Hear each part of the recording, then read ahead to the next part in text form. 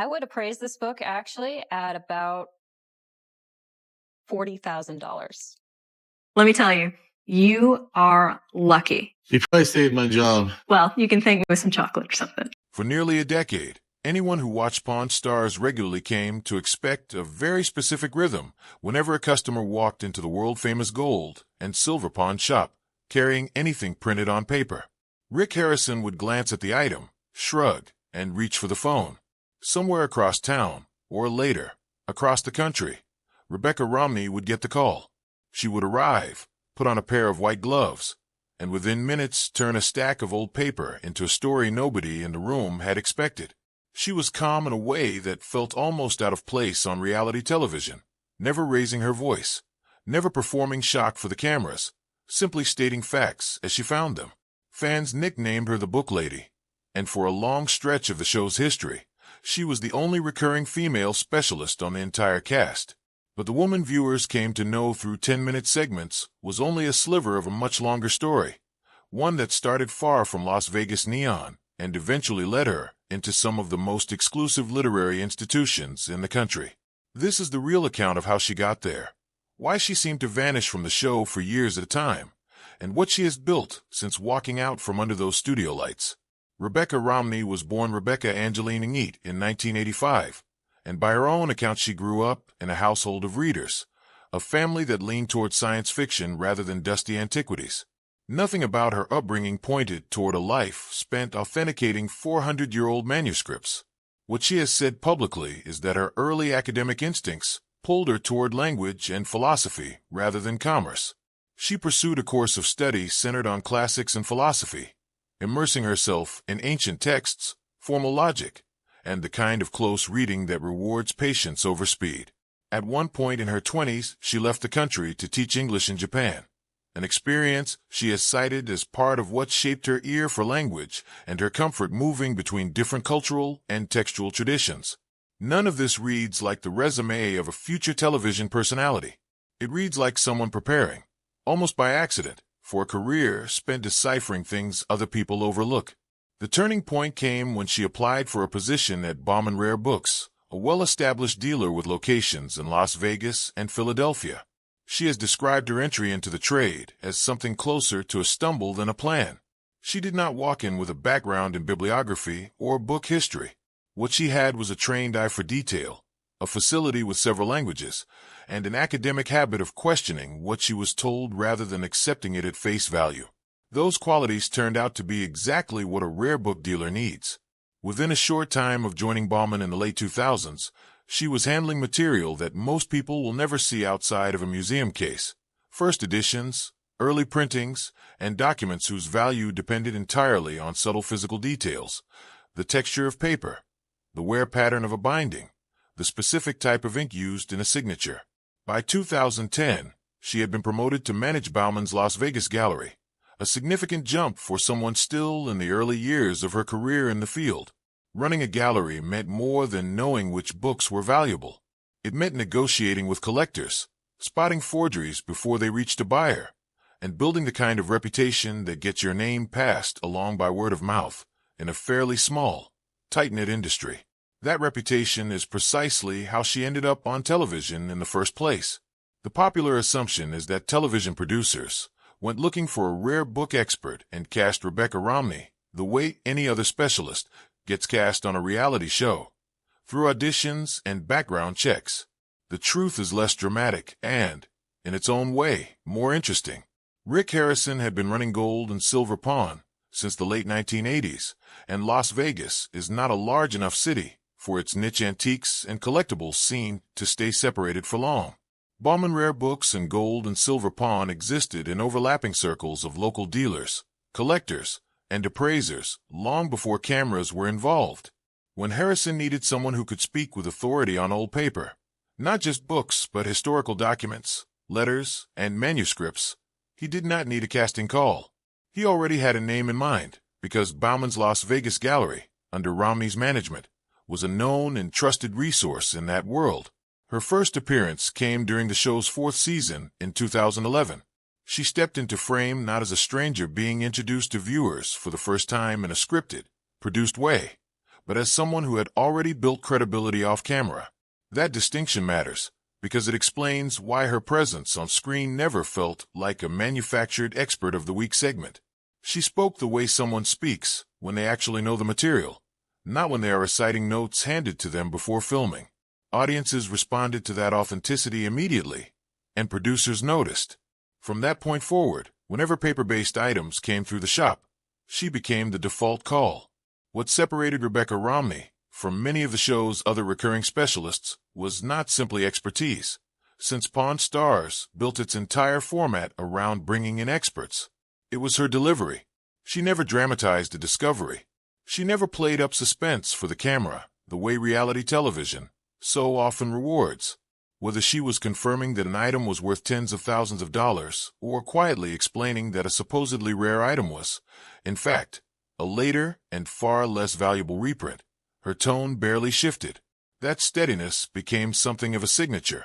Viewers grew to trust her precisely because she refused to perform excitement she did not feel, and because she was equally comfortable delivering good news and bad news in the same measured voice. Over the years, she handled an enormous range of material brought through the shop's doors, from Civil War-era documents to early scientific texts to literary first editions. One appraisal that stands out in the show's own archive involved a journal connected to the Lewis and Clark expedition of 1804, the historic journey that mapped much of the territory acquired through the Louisiana Purchase. The seller believed the journal was worth a substantial sum, but Romney identified library markings on the item that significantly reduced its value, a detail that ultimately led to a far smaller sale price than the seller had hoped for. It was a small moment in the broader run of the show, but it captured exactly what she brought to the table: the ability to look past the seller's hopeful narrative and find the physical evidence that told the real story of an object's history. She also became known for appraisals involving Jane Austen and other classic literary first editions, a fitting foreshadowing of the work she would eventually become known for outside the show entirely. Long before she wrote about Austen for a general readership, she was already the person Pawn Stars called whenever an Austen-related item, or any item from that era of literary history, came through the shop. For years, message boards and fan forums speculated about why Rebecca Romney seemed to fade from regular rotation on the show. Some assumed she had been quietly let go. Others invented far more dramatic explanations, involving scandal or conflict behind the scenes. The real explanation is considerably less sensational, though it is easy to see why the gap in her appearances invited speculation.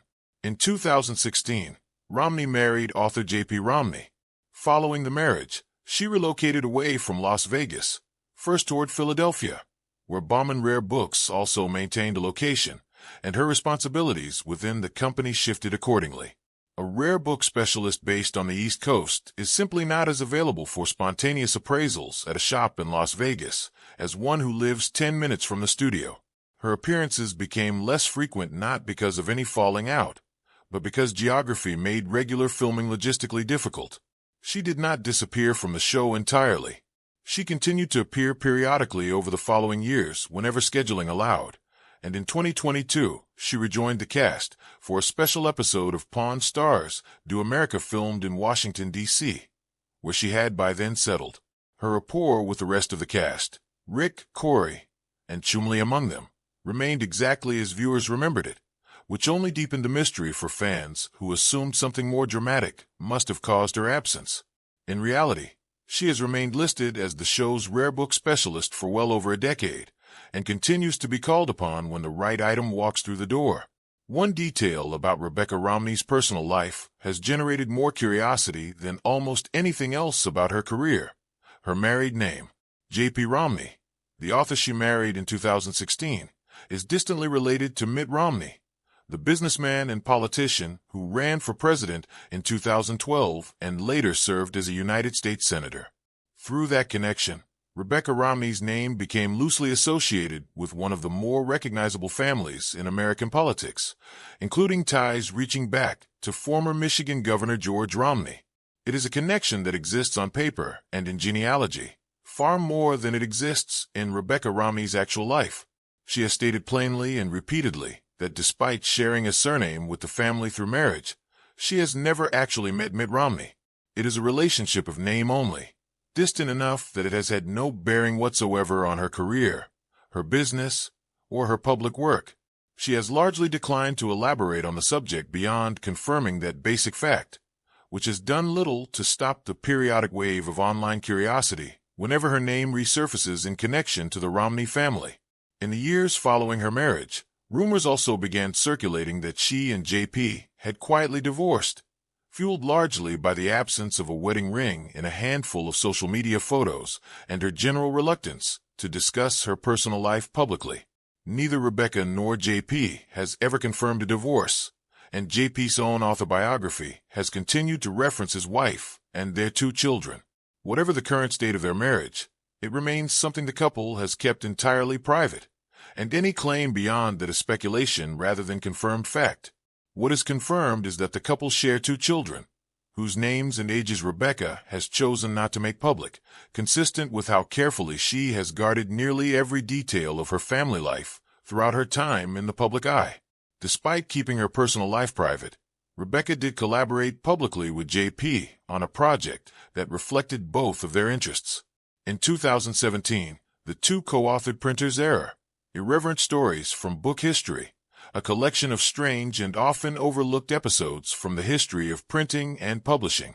The book explored moments like the peculiar history behind the Gutenberg Bible, a text so foundational to printing history that only a small number of complete copies survive today, alongside stories of forged editions and publishing disputes that shaped how books were bought, sold, and sometimes faked throughout history. The project paired Rebecca's professional expertise as a working book dealer with JP's background as a novelist and storyteller, and it gave her a public voice that existed entirely outside her Pawn Stars appearances. Around the same period, the couple also launched a short-lived podcast called Biblioclast, focused on books and book history, which ran for roughly a year before ending. After relocating from Las Vegas, Rebecca continued to build her career within the rare book trade rather than stepping away from it. Between 2016 and 2019, she worked with Honey and Wax booksellers in Brooklyn, continuing to deepen her expertise while operating largely away from television cameras. It was during this period that she co-founded, alongside Heather O'Donnell, the Honey and Wax Book Collecting Prize, an annual award of $1,000 given to a woman under the age of 30 who has assembled the most compelling personal book collection, judged not by the monetary value of the books, but by the originality and thought behind the collection itself. The prize grew out of something Rebecca had noticed repeatedly in her years working with collectors. Many women were passionate, knowledgeable collectors who nonetheless hesitated to describe themselves using that word, as though collecting were a title reserved for someone else. The prize was designed specifically to push back against that hesitation, giving young women collectors a public platform, institutional backing, and a reason to claim the identity outright. In 2019, Rebecca took the next major step in her career by co-founding her own firm, Type Punch Matrix, based in Washington, D.C., alongside fellow bookseller Brian Cassidy.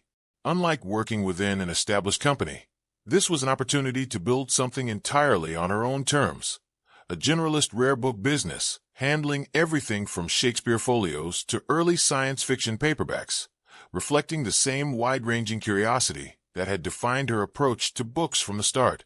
The company positioned itself as something distinct within a trade often dominated by long-established, more traditional firms, and it gave Rebecca a platform to shape the culture of the antiquarian book world rather than simply operate within it. Throughout this period, she also remained connected to the education side of the trade, joining the faculty of the Antiquarian Book Seminar, a training ground for aspiring rare book dealers, and eventually taking a seat on the board of the Antiquarian Booksellers Association of America.